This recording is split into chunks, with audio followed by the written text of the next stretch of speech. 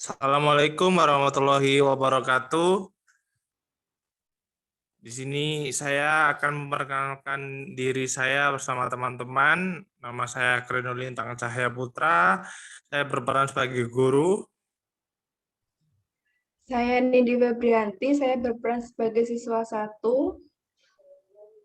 Saya Ekalia Priti Anggraini berperan sebagai siswa 2.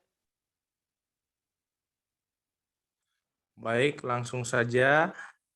Anak-anak, pada pertemuan kali ini Bapak akan memberikan sebuah studi kasus tentang pengingkaran hak warga negara. Silakan untuk didengarkan secara seksama. Baik, Pak.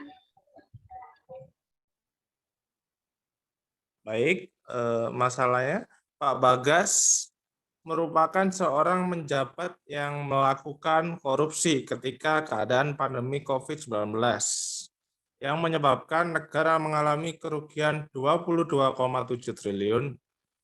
Berdasarkan hal tersebut, jika diterapkannya jatuhan hukuman mati kepada koruptor dapat dikatakan sebagai pengingkaran hak warga negara. Berdasarkan studi kasus tersebut, silakan membentuk dua kelompok yang mana terdiri dari kelompok 1 yang setuju terkait hukuman mati yang dijatuhkan kepada koruptor dan kelompok 2 bagi yang merasa tidak setuju. Kemudian berkumpullah dengan teman satu kelompok dan pilih satu teman kalian sebagai perwakilan dari masing-masing kelompok. Apakah dapat dimengerti? Baik, Pak. Baik, Pak, dapat dimengerti.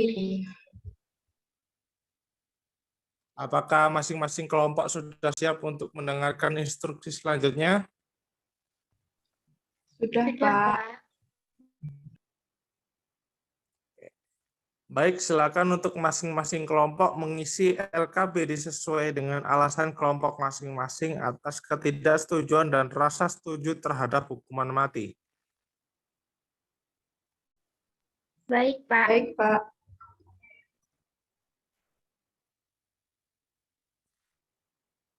Bagaimana anak-anak? Apakah sudah selesai? Sudah, Pak.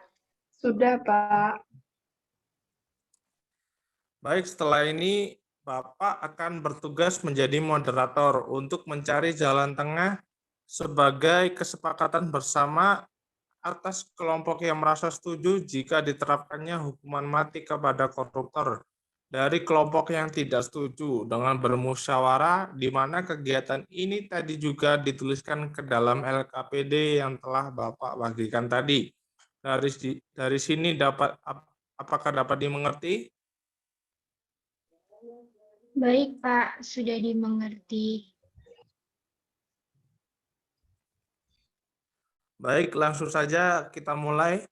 Disilahkan kepada kelompok 2 untuk menyampaikan alasan mengenai ketidaksetujuannya jika diterapkannya hukuman mati bagi koruptor. Baik, terima kasih atas kesempatannya. Saya perwakilan dari kelompok 2 merasa tidak setuju jika hukuman mati diterapkan kepada koruptor, karena hukuman mati yang diperuntukkan kepada koruptor ini merupakan salah satu pengingkaran hak warga negara yang mana seharusnya dilindungi oleh negara. Selanjutnya, Bapak akan bagi kelompok 1 untuk menanggapi pernyataan dari kelompok 2. Saya kelompok 1 mohon izin untuk menanggapi.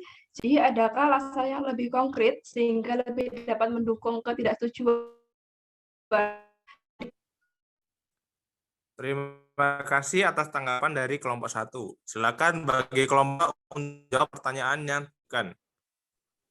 Baik, izin menanggapi Pak. Jadi alasan yang menurut kami konkret adalah ketika hukuman mati itu dijatuhkan, maka yang direnggut secara paksa adalah hak warga negara untuk hidup, di mana hak tersebut merupakan hak asasi manusia yang paling mendasar, yang kemudian sehingga ketika hak hidup itu lenyap, maka hak asasi lainnya yang dimiliki oleh seseorang manusia itu akan turut hilang secara paksa.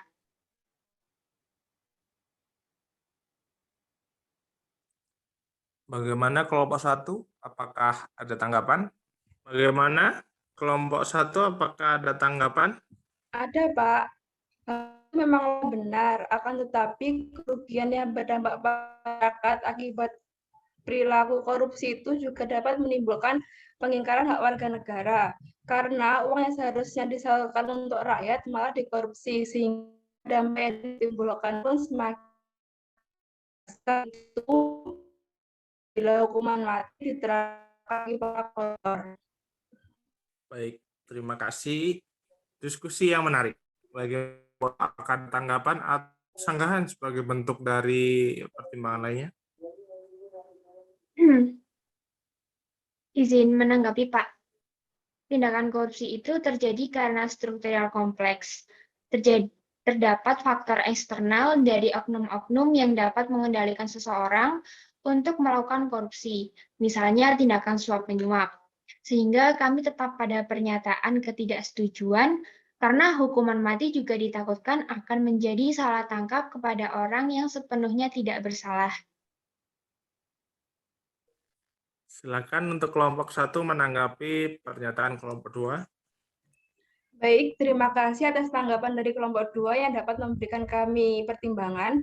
Maka kami akan merasa sepakat bahwasannya hukuman mati tidak diterapkan pada semua koruptor, namun diterapkan pada keadaan tertentu, yang artinya keadaan tersebut sudah tidak dapat ditoleransi lagi dan dapat menimbulkan kerugian yang cukup besar. Misalnya, pada keadaan pandemi seperti sekarang, pemeriksaan yang dilakukan pun harus benar-benar bersih agar tidak terjadi salah tangkap lagi.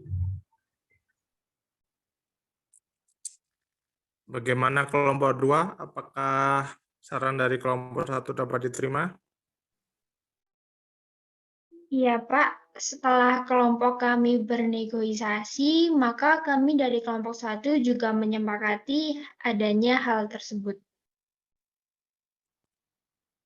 Apakah dengan kesediaan yang telah dinyatakan oleh kelompok 2 dapat diterima sebagai jalan dilakukannya hukuman mati koruptor? Iya, Pak. Dapat diterima. Iya, Pak. Baik, dengan demikian kedua kelompok menyepakati apabila hukuman mati yang dijatuhkan oleh koruptor boleh diterapkan asal didasarkan pada keadaan tertentu yang dapat menimbulkan dampak yang lebih besar dan pemeriksaan perkara yang dilakukan dengan seadil-adilnya agar terhindar dari salah tangkap kepada pelaku korupsi. Bagus, dari hasil diskusi kalian menunjukkan hasil yang maksimal. Diskusi berjalan dengan aktif dan menunjukkan hasil negosiasi, musyawarah, dan mufakat. Terima kasih, Pak. Sebenarnya, dari hasil mufakat tadi juga telah didasarkan pada pasal 2 ayat 2 Undang-Undang Nomor 20 Tahun 2001 tentang perubahan atas Undang-Undang Nomor 31 Tahun 1999 tentang pemberantasan tindak pidana korupsi yang mana menyatakan bahwa hukuman mati dapat dijatuhkan kepada koruptor atas keadaan tertentu, misalnya ketika terdapat bencana alam dan krisis ekonomi seperti pandemi yang saat ini berlangsung. Dari hal tersebut, apakah ada yang kurang dimengerti? Sudah dimengerti, Pak. Jadi mengerti, Pak. Baik, terima kasih telah menyaksikan diskusi pada kali ini. Saya Grenol Lintang Cahya Putra, mewakili kelompok 9, pamit undur diri. Terima kasih. Assalamualaikum warahmatullahi wabarakatuh.